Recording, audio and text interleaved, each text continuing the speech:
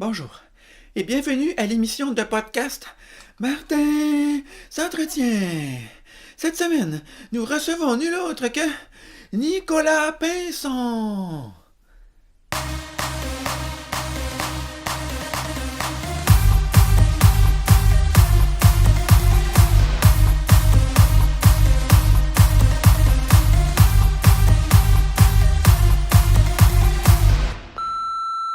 Hey, salut Martin, écoute, c'est Nico. J'étais un peu pogné dans le trafic là, en ce moment. Là. C'est vraiment l'enfer. Je pense pas que je vais pouvoir être là à ton entrevue, fait que je suis désolé, mon homme. Regarde, si tu veux faire une entrevue pareille, tu peux aller checker sur le site de mon agence. Il y a toutes les infos de ce que j'ai fait, puis tout. Puis c'est ça, mon homme. Hey, on s'en jase. All right. Salut, Steve. Je m'appelle pas Steve. Bon, alors, notre invité, monsieur Nicolas Pinson, malheureusement ne semble pas pouvoir être avec nous lui non plus. Alors, il semblerait que ça le dérange pas trop, là, parce que il se souvient même pas de mon nom. J'imagine qu'il s'est seulement trompé dans le nom. Il y a des choses qui peuvent arriver. Monsieur Pinson, qui malheureusement ne peut pas être avec nous car il est coincé dans le trafic. C'est quand même spécial d'être coincé dans le trafic un dimanche matin dans le bout de Saint-Lin. Moi, c'est là que j'habite, il n'y a pas beaucoup de trafic. Et puis le studio, c'est chez nous. Fait que habituellement pas beaucoup de trafic là, dans le coin. Alors, j'ai suivi les conseils de toute façon là, de monsieur Pinson concernant l'entrevue avec lui. Et j'étais déjà allé, là, j'avais déjà fait ça, car je suis un véritable intervieweur professionnel. J'avais été sur le site de son agence recueillir toutes les informations relatives à lui. Et j'ai eu l'occasion de trouver le CV de M. Pinson. J'ai trouvé plein de choses intéressantes là, sur les interwebs. On va commencer en présentant M. Pinson. Alors, Nicolas Pinson, vous êtes un architecte français né au Xe siècle, né à Dieppe, en 1686 et mort en 1758. Il est affilié à son mariage par une famille d'architectes français originaires du comté de Laval. Les langues.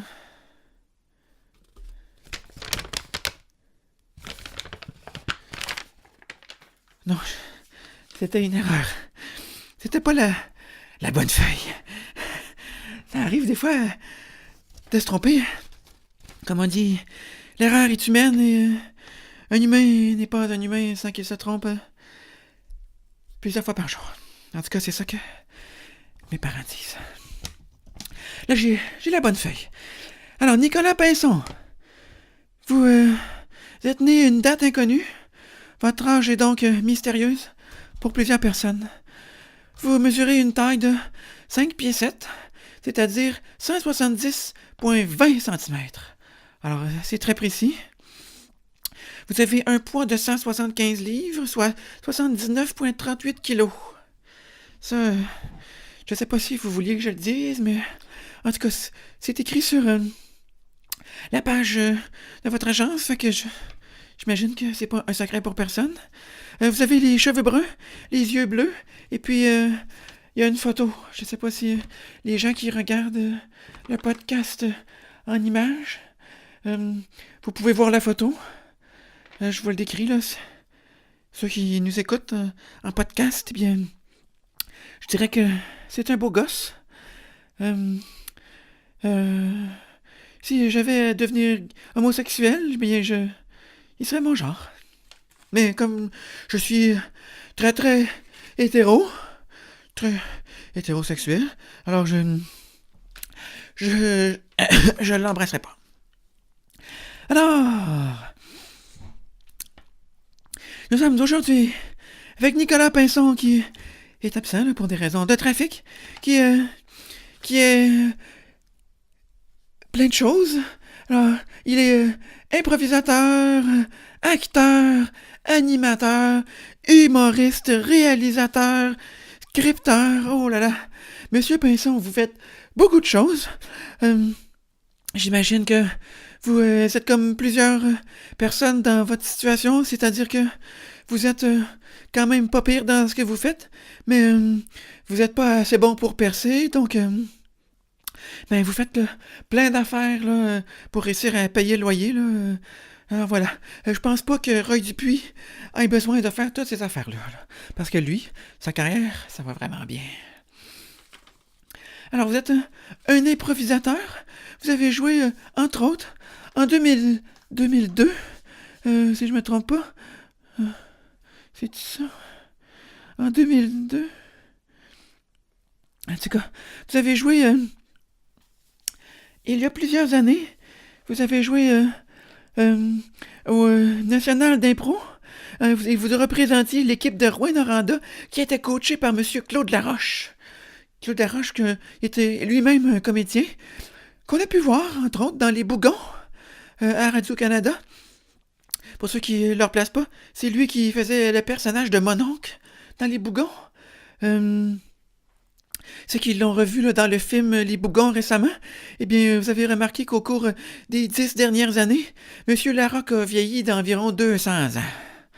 Alors, c'est celui-là. Par la suite, de l'année 2007 à 2013, vous avez également improvisé dans la Ligue nationale d'improvisation, mieux connue sous le raccourci de LNI.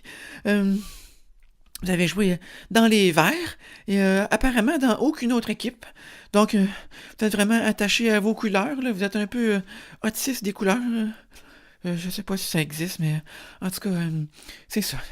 Lors de votre première année à improviser à la LNI, vous avez remporté plusieurs prix, dont le prix Pierre Curzi, qui n'est pas, contrairement à la croyance populaire, là, remis à la personne qui a les dents les plus weird ou les dents les plus jaunes. Là. Ce n'est pas non plus le prix de celui qui sort le plus avec Marie Tifo. Non, c'est bien le prix de recrue de l'année.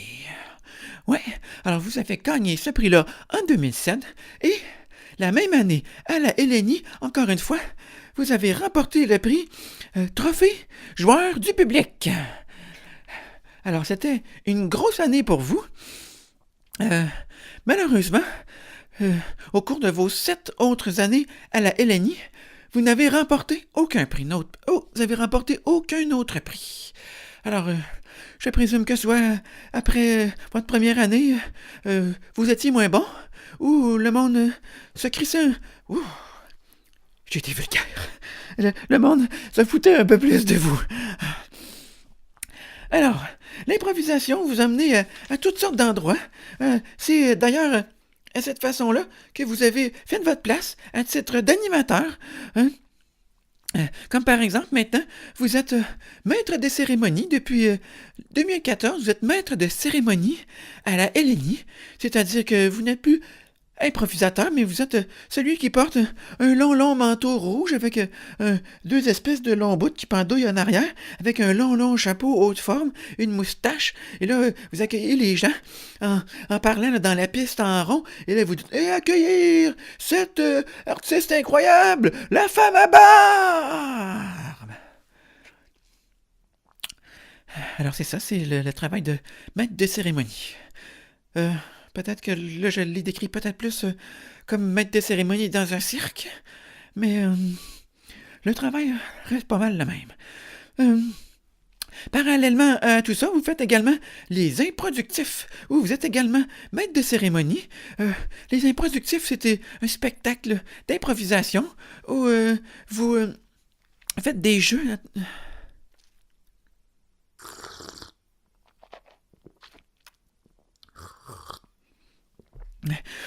Ou vous faites des jeux d'improvisation, là, comme l'émission en anglais de Whose Line This Little Anyway. D'ailleurs, vous côtoyez régulièrement donc Laurent Paquin, Et j'aimerais savoir si vous pouviez lui demander s'il serait intéressé à bien vouloir venir me rencontrer lors d'un autre épisode de Martin s'entretient. Alors voilà, le message est passé à Monsieur Pinson.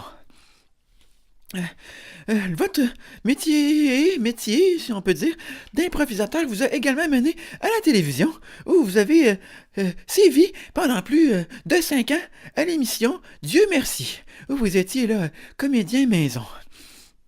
Eh bien, heureusement, vous en êtes sorti. J'espère que vous n'avez pas trop reçu de graines sur l'épaule, ou en tout cas, on a su des affaires sans l'air que c'est pas toujours le fun avec Éric Salvaille.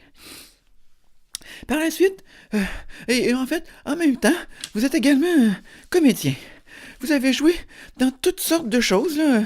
Par exemple, mon préféré, c'est vous avez joué en 2007, vous avez joué le rôle de caméraman sans nom dans l'émission Ramdam.